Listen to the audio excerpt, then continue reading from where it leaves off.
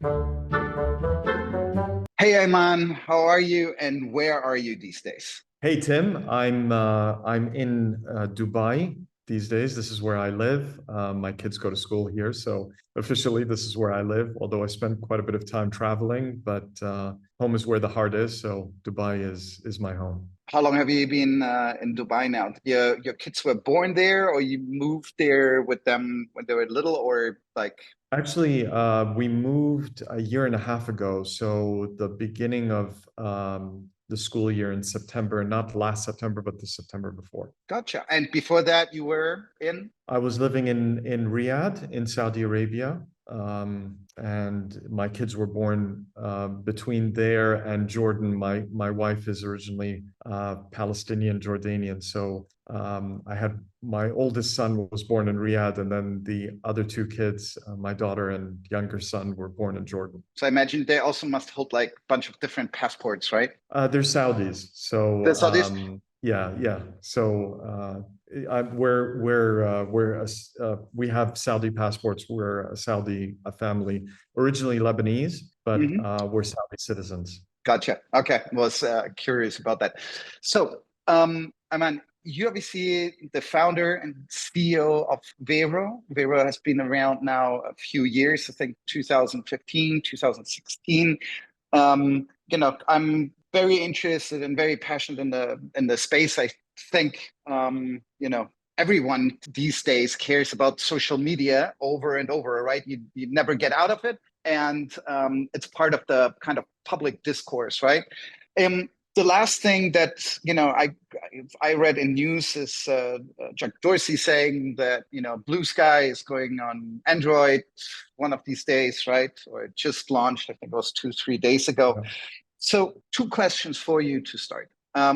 What's Vero? Okay. And why do we need it? What makes it different? Why do we need yet another social media platform? Yeah, great question. I love how you phrase that. So I'll take advantage of how you asked the question. Vero is an alternative social network. We've been building it from the ground up to learn from what we perceive are the pitfalls of the attention economy and create an alternative online space that it mimics more the real world social network, which we think is the most valuable tool, or living, almost a living organism that we take for granted every day, and it's allowed us to come out of the caves as a species all the way to here we are right now on a Zoom call.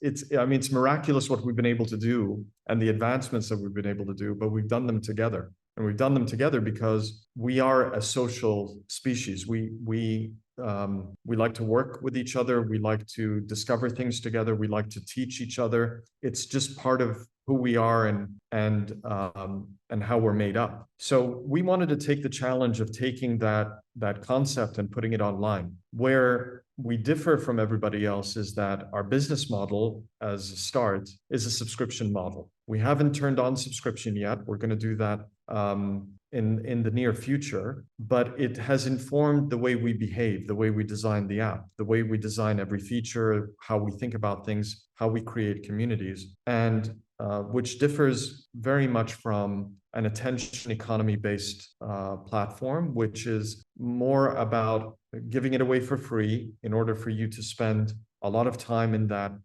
application, in that service, and then your behavior is farmed out to and sold to third-party advertisers who take advantage of the attention that you're spending on the platform, and so on and so forth. So what we're trying to do is create a space that feels safe, that feels real, that feels sort of without a second agenda other than you as a person wanting to discover new things, discover other people who have passions that are similar to yours, and use the internet, use the technology to bridge space and time so that you connect with people that you wouldn't otherwise have access to. You founded the company, the project in 2015, 16. When was it? Yeah, so the app went live in the App Store in 2015. We actually started all the way, I mean, the first conversation was in 2013. You mentioned earlier that I'm the founder. I'm actually the co-founder. Two of my closest friends. One is my cousin, and one is my friend since I was 12 years old.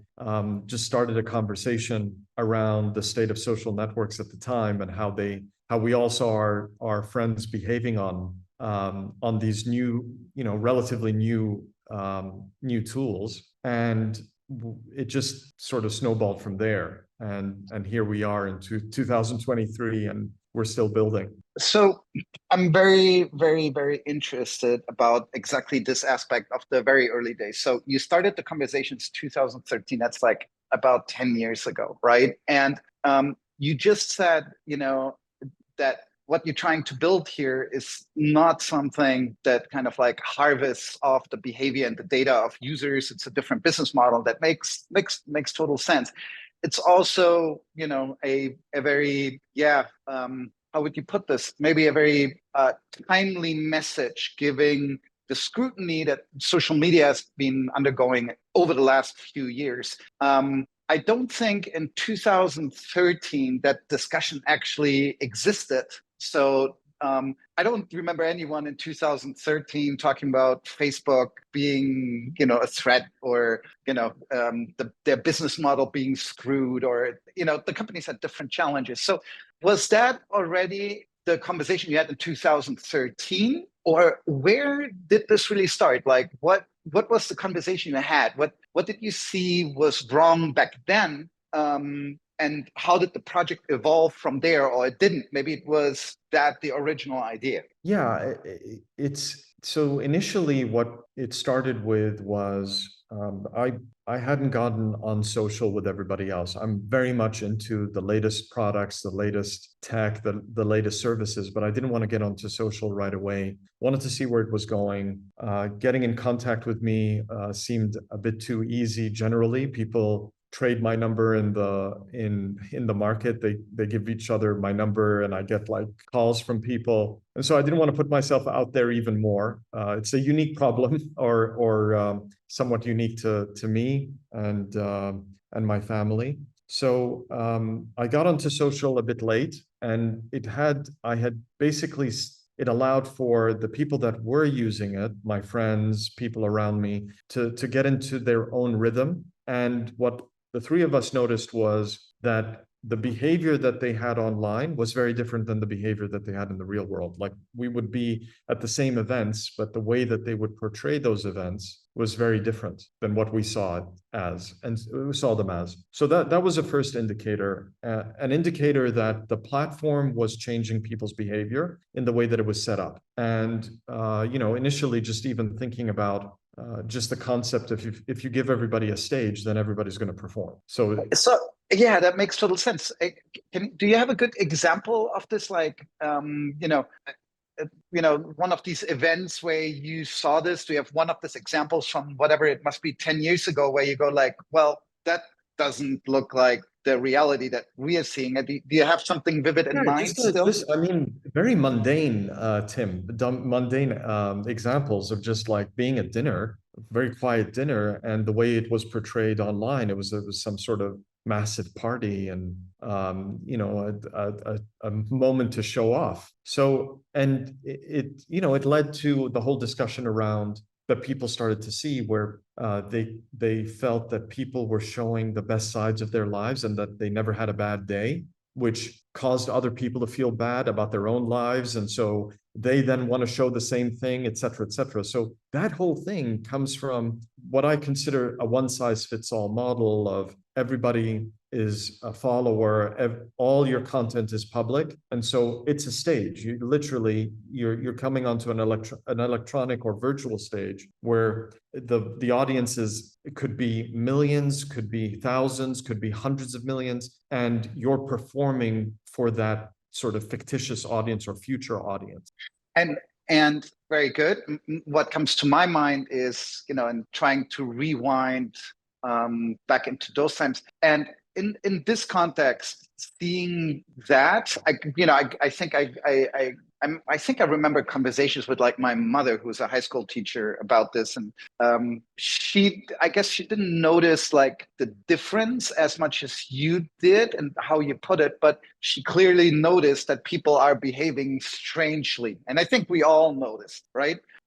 Now, strange does not necessarily mean bad, right? And having a global stage, or digital stage or virtual stage, is also not necessarily a bad thing. Maybe, I don't know. What was it that you either disliked about it, or that you found whatever not good or dangerous about it, or where you saw really an opportunity to make something different, and why? Yeah, I just felt that it wasn't sustainable, and I think we're constantly feeling the pressures that social media put on us as individuals. You know, all the way from kids and to people who are older, because having a stage is not a bad thing. It's that the only way to communicate is through a stage, I consider to be the issue. So a simple concept that we introduced in Vero, which was unique to us and still is in the way that we've done it, is that you can set your friends, when you connect with somebody, when you friend request somebody, without them knowing, you can categorize them as either a close friend, or an acquaintance. That was a very simple concept of us basically allowing you to be yourself. We wear different hats in our lives with different people. You could be having a conversation with your closest friends and having a very private conversation at a dinner or at a party, at an event.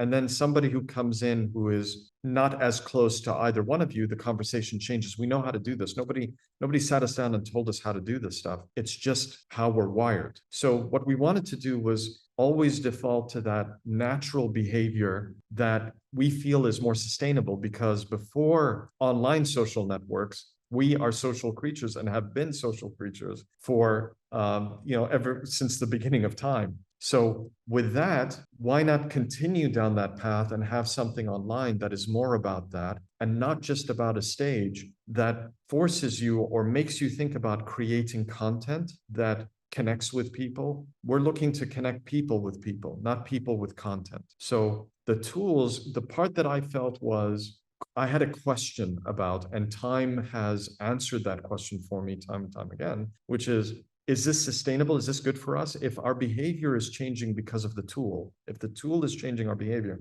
is that a good tool? Is that a good thing or a bad thing? And I feel still that it's not a good thing, because it's it's changing our behavior amongst each other. If it's a social network, why are we becoming less social? Why is the world becoming more divisive? What's happening? I have my view of it, but I think for anybody who's looking at the subject should ask themselves that question. It's called a social network. You and I have just expanded our social network by each other in this call, in this meeting. We could become best of friends, and I could learn so much from you, and I could, teach you a few things from my experiences. Where is that happening truly online in a way that pushes humanity forward? That was exactly where I wanted to pick up. You have repeated the word sustainable multiple times in your last statement. What do you mean actually by sustainable? Well, if I'm having to put on a show 24/7, that's not a sustainable life. We see a lot of people who enter the creator space, the creator economy space, and do very well, but they feel like they become hamsters on a wheel. And how can they sustain that over a decade?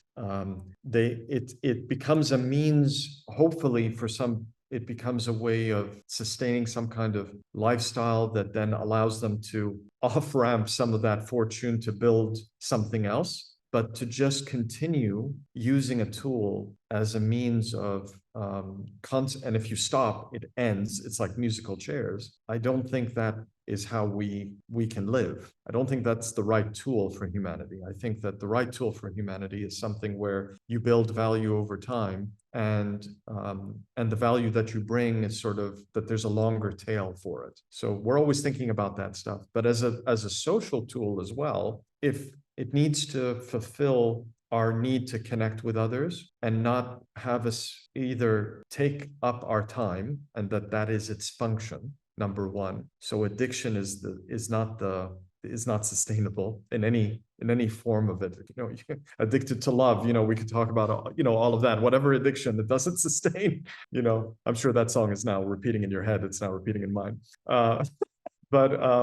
But then you have, just the want for added value in your life. And what we found on Vero, to talk a little bit about the platform and the community, is people feed back to us that they've met people that they've become friends with on our platform, that they look for, that they, if they don't get to use the app in a while, they feel they're missing their friends, they're missing people that they've gotten to know. That is very important, because that's what we seek as a species. We don't seek, if I did a few psychology classes, and if there's food on a table in the middle of a room, and you put people in the room, and they're all in different corners, and you put food in the middle of the room on a table, people will come together and then form little groups and eat together. What?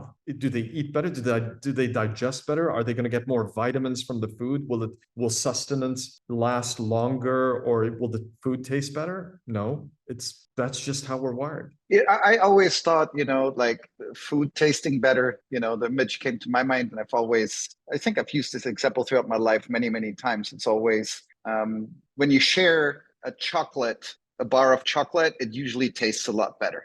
So Sure. Yeah. Well, yeah, I would it actually, does. yeah, you see what I mean? So I'm just It does. joking about it, because that's actually what I think your brain tells you, the level of joy that you get from the consumption of the same thing. Yeah.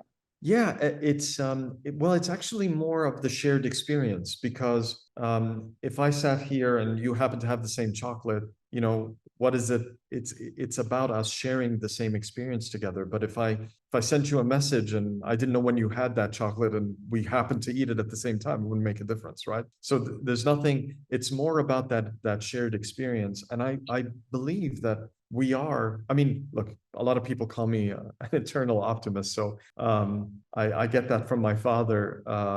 But the way I look at it is, we want, because of the fact that we are wired to know our mortality, we are wired to share our experiences with others. It's just how we continue to propel forward, that whatever experiences we may have, so that we feel that we're leaving something behind, whether it's to our kids, whether it's to our friends. And why is it that big apps in the history of app building, where people were checking into places and sharing their favorite restaurant with people? What was that about? It has to do with sharing an experience that other people get to enjoy, and you feel joy from other people's joy. I hear you. Give me 1 second here. It's my talking about. Sorry for the interruption. Just No, talking no, no about problem. change of social behavior, and I actually wanted to pick up on that. This is my son talking, calling on Telegram while being on classes in Zoom. So we have been living nomadic for 15 years. The kids, were born on the road. They're 9 and 10, and they're used to this lifestyle. And I've been fascinated with the internet and the change the internet has produced since I can remember being a teenager.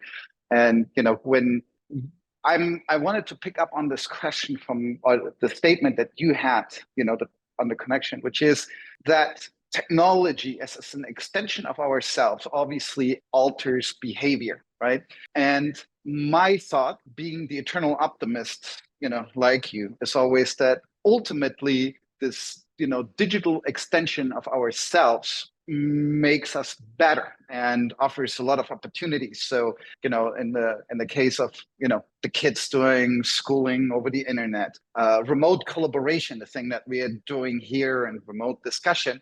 But clearly, what you pointed out, the aspect of, what's happening on the social media side, does not does not bring that to life. It somehow produces a, yeah, I think it's so hard to judge, to say, it's actually a negative behavior or it's not sustainable, because I would agree on that, but I have a really hard time putting my finger on it, right? Like if I look at remote collaboration technologies and learning, I mean, the positive effect is very evident, the social Well, media aspect, I would see some aspect of it as well as very positive, but there's clear negative thing, but I have a hard time putting the finger on it. Maybe you're better at that. I mean, I've had a bit of time thinking about it, and obviously need to, think about ways to articulate it. What I start to categorize things as, where technology does the best job is when it bridges space and time. So what we're doing right now, what this video conference technology is doing, is bridging space and time. You're in Bali, I'm in Dubai. We didn't need to get on a plane. We just chose a time. Here we are. And we're not supposed to be able to talk to each other. If technology wasn't here, we wouldn't be talking to each other today. I'd have to get on, in a horse or something, get to a ship, and then get on a boat and then come to you or something, like, or on a train or on, I don't know what, to be able to do this in the past. And so what technology does best is that, and it gets out of the way. There's nothing in here that's here to change our behavior. We wanted to talk. This is an enabler of something that we wanted to do already. I don't think, as fun as it is to watch, I don't think the whole world was flash dancing, before certain social media applications came onto the market. I don't think there was a need for that. I don't think people had an urge to do that. I feel like there was a behavior that was seen on a platform, encouraged by it, rewarded by it in some form or fashion of followings or views or something. And it, becomes a snowball effect. And do you think it is that reinforcement of these kind of behaviors, flash dancing, that is not sustainable? Do you think what is the aspect of the behavior that has this addictive effect on people? What are they doing? Because I agree, there's obviously people that, as you put it, that start being out there producing content, and some have the aspiration, many have the aspiration that they can somehow live off being on this digital stage, which is never going to happen. And then there's a few that actually make it, which I would, they're professional content creators. They could be doing whatever they want. They're just good professionally at what they do. But how does this leave everyone else? What is happening here on the psychology side? I think it's, I think there's some aspirational ideas there. I think also people love to be entertained. There's nothing wrong with that. The part about the way to think about this stuff is it isn't good and evil. It isn't about that. It's more about just looking at the outcome and seeing whether, if somebody, in order for them to be social, you're calling it, it's funny because we started calling it social media at one point. It started out Facebook, everybody called themselves, and were calling these networks social networks. And then all of a sudden it turned into social media. There's a big difference between the two things. One is this broadcast of yourself to everybody, and it's whether it's your opinion on text, or it's a dance, or it's a meme, or whatever it is. And then there's a social network, which is, when you think about that, it's who are you connected with loosely or really tightly, and what makes part of that connection. Is it a shared passion? Is it where you grew up together, same town, etc.? You speak a certain language. Whatever it is, whatever those ties are, that is what I consider to be more on the social network side. Where the other issue that I have, or the real issue that I have, is not just how people use something, but we know for certain that applications that are focused on advertising have strong algorithms that their main goal are for you to use their app as long as possible, so that they can put as many ads in front of you as possible. So where we went from, and I loved how this was transitioned in the past and introduced, where you had chronological feeds everywhere. And then in order to introduce ads, but not right away, there was the algorithmic feed, in order to then justify the randomness of what you see in your feed. Now you couldn't do the same thing for email. You couldn't do the same thing for text messages, because if your email was choosing what you got to see and what you didn't, depending on the time of day, depending on your mood, depending on what was written, that would be a disaster. No business would be done. Fallouts and relationships would occur left, right, and center. But when it comes to social networks, this was introduced. And the issue that I don't have an issue with ads. Ads are informative. How do you know about a certain product if ads aren't out there, if ads don't exist? The part that I have an issue with is how much they need to know about each and every one of our behavior to predict what kind of ad will connect with us the most, what kind of behavior gets us to use the app more. And it's really stems from a very basic idea of, when we used to watch Saturday morning cartoons, Transformers or G.I. Joe or whatever, was on, or Teenage Mutant Ninja Turtles. You can tell what I'm aging myself here. What would be on TV, then we would get ads that were, in the vein of whatever it is that we were watching. But there was an air gap between us and the TV. They didn't actually know who I was. They just knew approximately what kind of profile, or the fact that I'm a kid if I'm watching this, et cetera, et cetera. Whereas today, it is a lot more detailed, to the point where it isn't just to predict who is watching it, but to change the behavior of people in order to get them to use the app more for the purposes of seeing ads more. That's it. That is the purpose. So I get you. That's the right transition to just go back into your app. What would be, the 1, 2, or 3 features that you would point out that, like, let me compare it to Instagram again.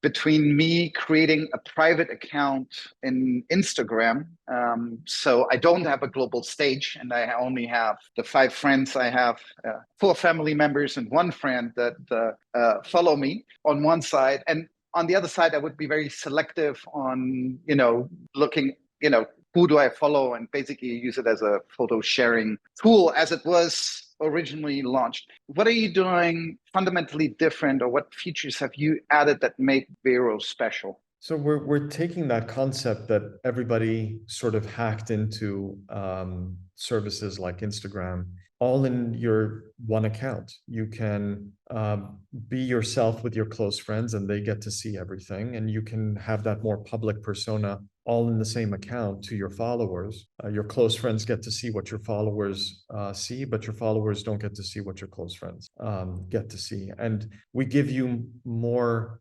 granularity than that, because there are things you first of all, nobody knows where you categorize them, what you categorize them as. That's important. We're not trying to create problems between you and your friends. You know who your close friends are, you know what a friend is, and you know what an acquaintance is. And sometimes, when somebody finds out that you're on an app, they want to connect with you, and you have to accept.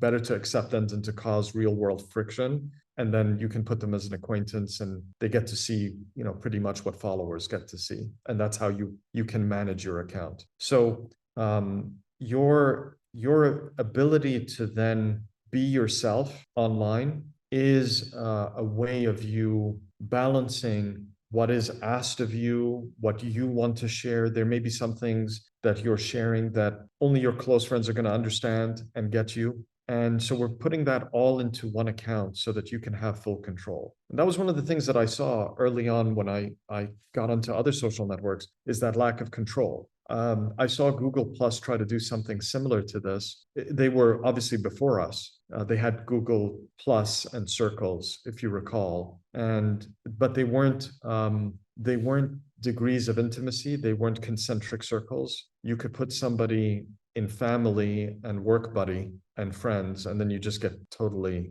lost. You forget who's in what. And the way we did the concentric circles is you think more about the moment. Is this a moment that you want to share with the world? Do you only want to share, like, for example, if I post pictures of my kids, I only want my close friends to see those. So, and that's just the way I manage things. You've got other people that want to post pictures of their kids out to the public. That's their choice. They understand that. We are wired to know what's appropriate and what's not in most cases, and what's appropriate to us and what we're comfortable with. And we're just giving you the tool to be able to do that without manipulating you, making you gain something by posting more to followers, and then you'll get more reach, or gamifying the app in some form or fashion. We're not doing any of that stuff. Let me now, put on my, entrepreneur investor hat. Okay. And the two questions that then come to my mind, kind of from this insight and the passion you have for this topic, which I love,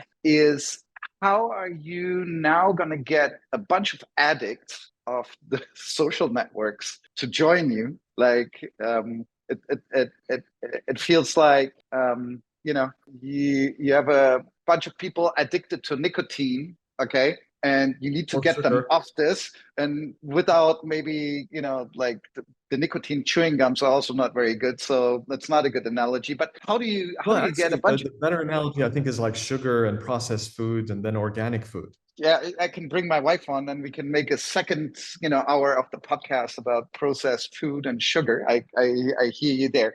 So the question here is, how do you get a bunch of addicts of their addiction into a more healthy habit, right? That's what's it about.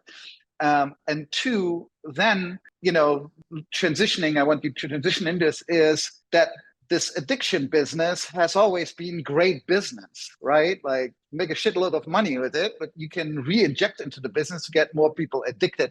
So with this two kind of like big barriers to a social network and system that you are building, how are you going to tackle that, or how are you tackling? Okay, so yeah, very good point. And we didn't enter this challenge without knowing that we were facing a cliff. I mean, by making it a subscription app in and of itself, we were almost making that cliff for ourselves. But as time has gone on, the angle of the cliff has become more manageable. It's something that you can overcome because it's entering the public consciousness. And every app, every new thing needs to go through the normal adoption curve that everything goes through. We always think about history. We look at things very much through the rear view mirror. I always tell people, don't look at history through a rear view mirror. If you want to look at history and examine history, get into a time machine and go back and look at the events that were occurring, the circumstances that you were in.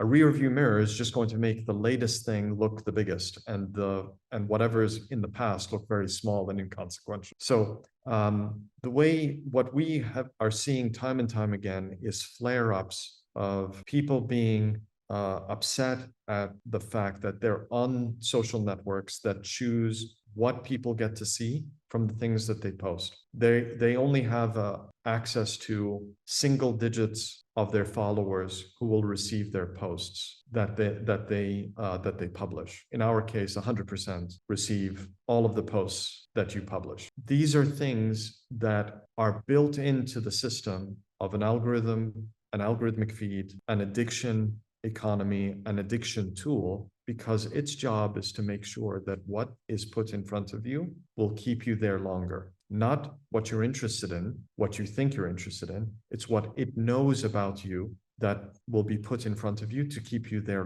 the longest. So on an app that has your friends on it and the things that you're interested, the things that you opted into, not just a sit back and watch, you opt into an app like a social network. First, you register, but then you start to follow people, you connect with your friends, you connect with people that you know. That is something that when you compare us to everybody else is deciding what you get to see. We let you see 100% of what you've opted into. We're seeing that addiction, again, is starting to wane. It weighs heavy on people. And I purposely changed your analogy from nicotine to non-organic food and organic food, because we are mostly organic food, or there's such an amount of organic food. I don't want to say mostly in the world of consumption, but organic food, when we were growing up, it was you had to go to the edge of town. You had to like import it in and do all sorts of weird things, and it cost you an arm and a leg to have that option. Now it is the more favored option. It's the thing that people seek out the most, and it's become so competitive that it doesn't make sense to go down the unhealthy route. And that is, again, part of how we're wired, because we know it's good for us. We reject things. Now, the problem is, if something is bad for you, we reject it. After a while, it doesn't sustain. It kind of like putting in even an organ to save your life. Like if you got a kidney, your body's going to reject it by default. It needs to be programmed to not. And there's a lot of work that goes into that. And when it comes to technology, it's moving relatively fast, so we're not able to really catch up. But I believe that there is going to be that reckoning. I got into this with an idea to start something, not realizing how important it was going to be. And what prevents me from stopping and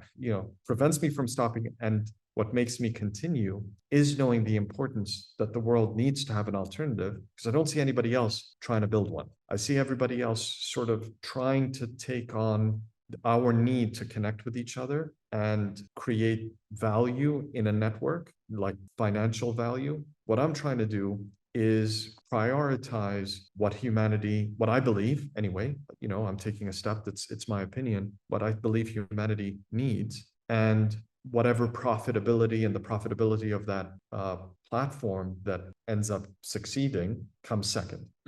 So in other words, we could all think of you as somebody that has, been a believer in the properties and benefits of organic food long before there was organic food or the concept of organic and not organic food. And you're sticking to what you're doing out of the fundamental belief that you think processed food is just not healthy. And over time, people will be sufficiently educated to realize that what they're consuming is simply not good for them, and it will be a general trend. Would that be a fair summary? I would say so. I'm a foodie. I do enjoy. I love meals. I love going out to and finding great finds in any corner of the world or during my travels. And I do think about the evolution of how the world thinks about what it means to be healthy, what it means to be mindful about what you're consuming. We're consuming content, we're consuming through our brain now with these apps. It isn't going through our digestive tract. And so we do need to be mindful about how we're being fed, what we're consuming, and the kind of content that we're looking at, and just see how that fits with us. And again, if it's good for us and if it sustains. Great. I buy into that story. I've tested, I started using your app. I passed it to my wife, who has this Instagram addiction problem as well. So I see this as an opportunity to, get into organic food. Now, the question, however, that lingers kind of in the back of my mind is, I think we're roughly the same age. I was born in '76. I think if I looked up your bio, you're 78. You got 3 kids, between 8 and 17, I think. My 2 kids are 9 and 10. You've been around the block. This is not the first thing you're doing in life. You also had the opportunity to see how technology and the internet has evolved over the last 20 to 30 years. And if there's one thing that is, for me, a repeating story, it's the total disappointment with this innovative company. So, I have to say, like, I was a big fan of what Google was doing the early days, but not even the early days, even, several years into, this entire do no evil and the entire spiel about advertising banners are bad, and that's why Yahoo doesn't work. And, it's about subtle information as part of the daily user consumption.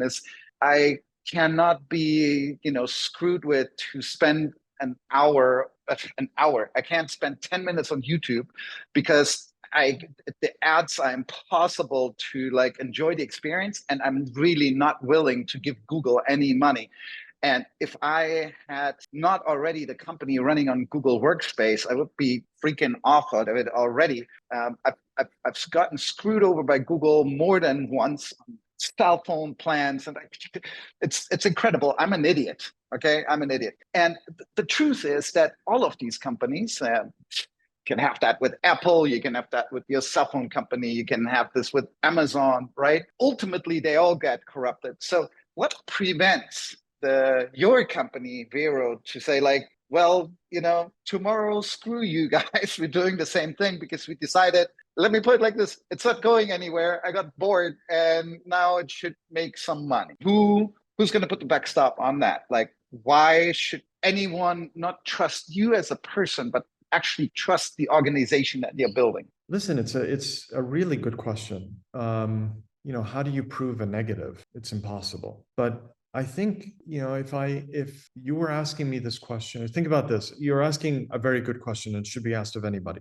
And I'm not like, hear me out. I'm not being defensive, but if you were to ask me this question on day one, I would have a lot less to be able to say and show and prove. I would be saying things like, you need to trust me, and this is what I believe in, and I stick to my guns, and maybe you don't know me right now, but you'll know me in the future, and just give me a chance, et cetera, et cetera. But what I like about what we've done and the patience that we've had in doing this is that we've been doing it for 10 years, and our actions do speak louder than words.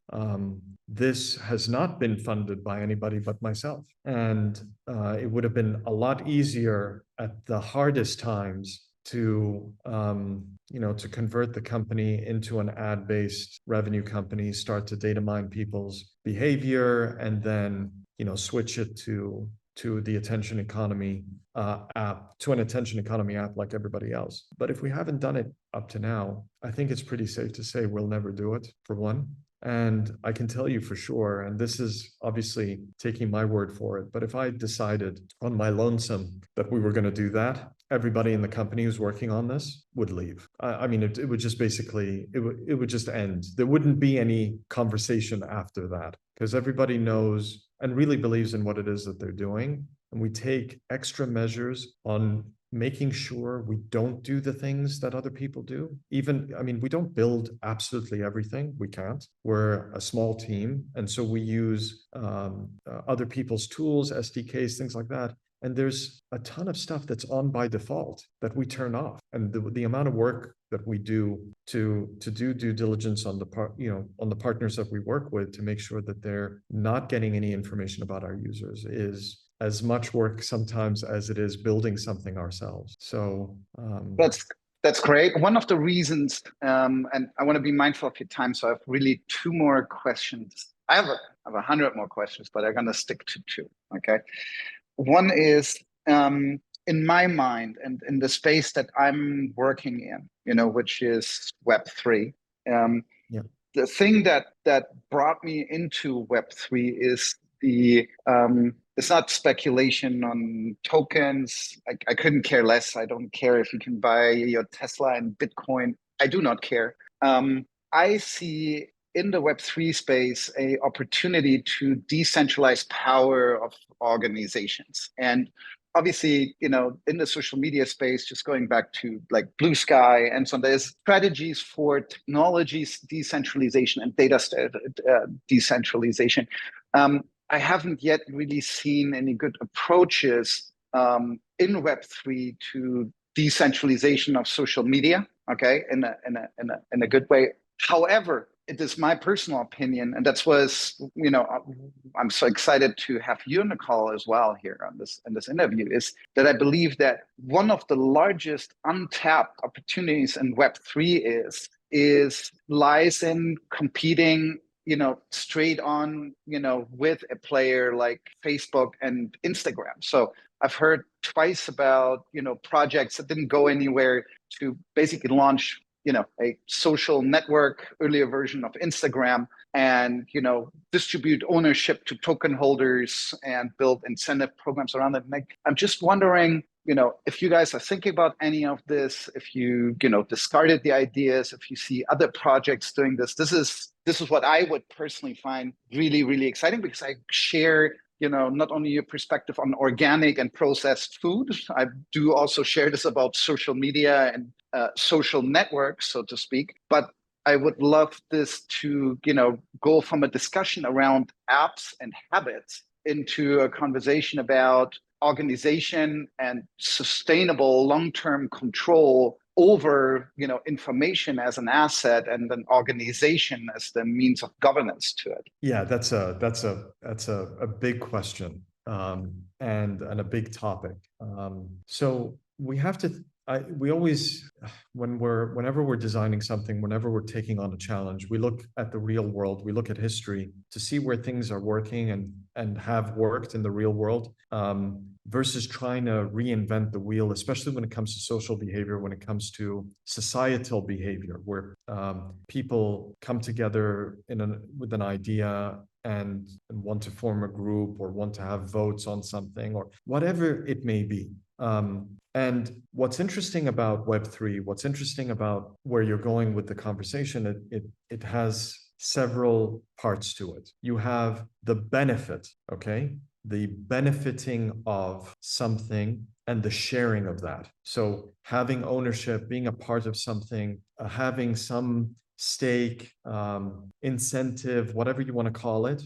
Those are things we believe in very strongly, and we're hoping to share our plans in the coming months on where we want to go with that. You also talked about voting and control. Now, the thing about it is there's also the R word, which is responsibility. So when an organization exists, you have to have responsibility. You have to have a means of being able to make sure that, as best as you can, and sometimes mistakes are made, but they need to only be mistakes and not done on purpose, or that something is built into the way the structure is done, where illegal behavior, for example, like let's just start with illegal, something that we can't, it's non-debatable, it's not subjective.